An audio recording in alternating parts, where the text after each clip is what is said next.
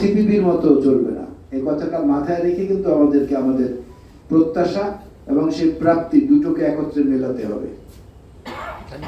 এখানে মাসুদ সাক্ষী এবং রফিক সাক্ষী, জাহাঙ্গীরের কথা বাদ দিলাম, সে তো আমার সঙ্গে সারাক্ষণ থাকে।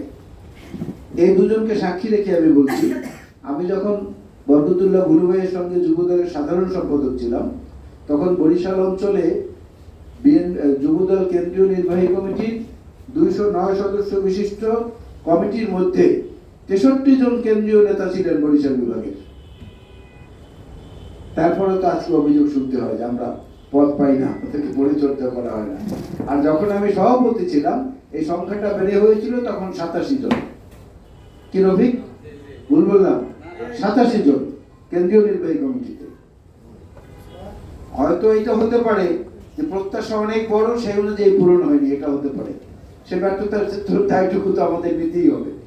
এবং তখন বুলু ভাই অনেক সময় আমাকে ঠাট্টা করে বলতেন যে এটাকে বরিশাল জাতীয়তাবাদী যুবদল করলেই তো ভালো হয়, আর অন্য কোনো জায়গার সঙ্গে তুলনা করার দরকার নেই। বাংলাদেশের গোটা বাংলাদেশটাই আমাদের, কারণ আমাদের নেতা শহীদ জিয়াউর রহমান তো বাংলাদেশি জাতীয়তাবাদ করেছেন। সেখানে পার্বত্য চট্টগ্রামও যা, গোপালগঞ্জ যা, বরিশাল তা, অন্য জেলাও তাই। সুতরাং সেই জিনিসটা আমাদেরকে মাথায় রেখে চলতে হবে।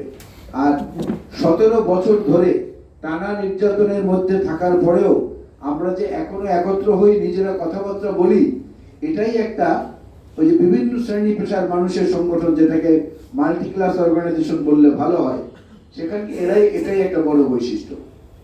আমাদের দলটা কিন্তু জামাত ইসলামী না, যারা ওয়ার্ড কিংবা ইউনিয়ন পর্যায়ের নেতাদের পর্যন্ত বৃষ্টির দিনে ছাতি কিনে দেয়, রেনকোট কিনে দেয়, জুতা দেয়, সাইকেল কিনে দেয়, আরেকটু উপরের নেতাদের মোটর সাইকেল কিনে দেয়, আরেকটু উপরের নেতাদের মাসে মাসে ভাতা দেয়, জেলখানায় গেলে তার পরিবারের বাজার সদাই পর্যন্ত করে দেয়। এটা তো সে ধরনের সংগঠন না। সুতরাং এটা বুঝতে হবে। আবার ভোটের ব্যাপার যখন আসে, তখন কিন্তু ওই জামাতেরই বিএনপির কাছে আত্মসমর্পণ করতে হয় যে আমাদেরকে কি দেবার দেন। সেদিক থেকে তো আমরা আগানো আছি। সুতরাং এই মানসিকতাটা আমাদেরকে পোষণ করতে হবে। আরেকটা জিনিস হচ্ছে যে সেদিক থেকে যদি আমরা চিন্তা করি, বরিশাল বিভাগ তো অনেক কিছু পেয়েছে। বরিশাল বিভাগ তো দেশনেত্রী বেগম খালেদা জিয়ার ঘোষণায় বিভাগ হয়েছে। জিয়াউর রহমান সাহেবের কমিটমেন্ট ছিল, উনি ক্যাবিনেট মিটিং এটা পাস করেছিলেন, বাস্তবায়ন করেছেন দেশনেত্রী বেগম খালেদা জিয়া। বরিশাল বিভাগ থেকে জাতীয় স্থায়ী কমিটির সদস্য দেওয়া হয়েছে বেগম সেলিমা রহমানকে। ভাইস চেয়ারম্যান আছেন আমাদের বেশ কয়েকজন। যুবদলের এত নেতা ঢাকায় থাকা সত্ত্বেও, এত নেতা ঢাকায় থাকা সত্ত্বেও বরিশাল থেকে আমাকে এনে তারপরে সাধারণ সম্পাদক বানানো হয়েছে। নুরুল ইসলাম খান মাসুদ তো একজন চৌকস রাজনৈতিক নেতা এবং প্রশাসক, যারা মির্জা আব্বাসের সঙ্গে বহু বছর ছিলেন, তার মস্তিষ্কের মধ্যেও বহু গুণাবলী সমাবেশ আছে। সুতরাং আমার মনে হয় এই বিভাগীয় আইনজীবী ফোরামটা মাসুদ এবং আরিফের নেতৃত্বে আরো ভালোভাবে অগ্রসর হবে।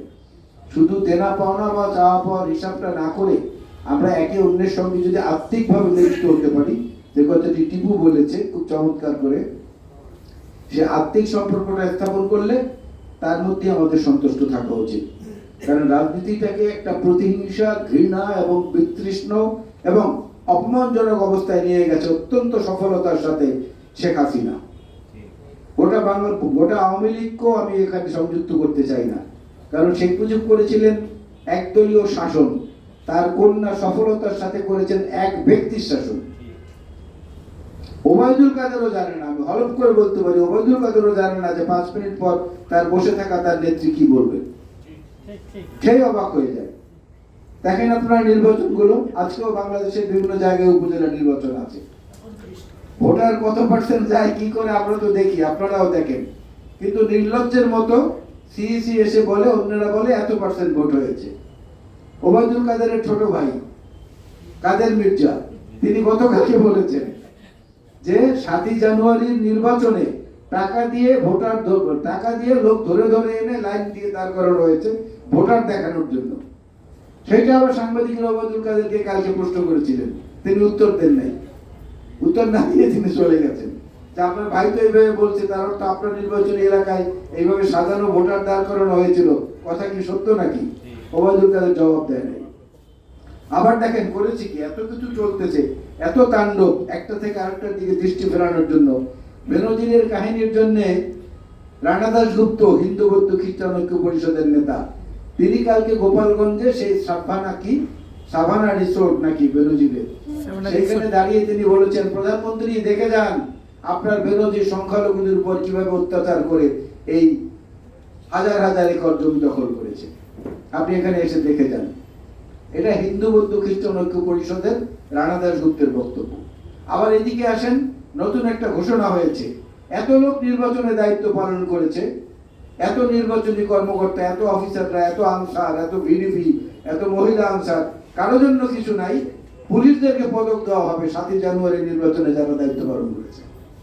অর্থাৎ রাজনীতির মধ্যে নোংরামি, ইতরামি এবং প্রতিহিংসা, জঘন্য আচার আচরণ যা কিছু আছে সবকিছু সফলতার সঙ্গে উজাড় করে ঢেলে দিচ্ছেন শেখ হাসিনা। তো এই রাজনীতিটাকে তো পরিশুদ্ধ করতে হবে। এই রাজনীতি পরিশুদ্ধ করার দায়িত্বটাও একই সঙ্গে কিন্তু বাংলাদেশ জাতীয়তাবাদী দলের, শহীদ জিয়াউর রহমান বীরুত্তমের, তার প্রতিষ্ঠিত দলের। সুতরাং আমাদেরকে সেইভাবে চিন্তা করি সামনে অগ্রসর হতে হবে। আমরা একে অন্যের সঙ্গে বিপদে, আপদে এবং সম্পদে সবটাতেই যেন আমরা শরীক হতে পারি, পরস্পরের মধ্যে মিলিত থেকে। এবং এই ধরনের কর্মসূচি আরো বড় আকারে করা প্রয়োজন, আরো বেশি মানুষের উপস্থিতিতে। আমার বিশ্বাস যে এই ধরনের ফোরামে আত্মিক একটা সম্পর্ক যদি আরো দৃঢ় হয়, তাহলে যে কোনো সমস্যা সমষ্টিগতভাবে সমাধান করা সম্ভব।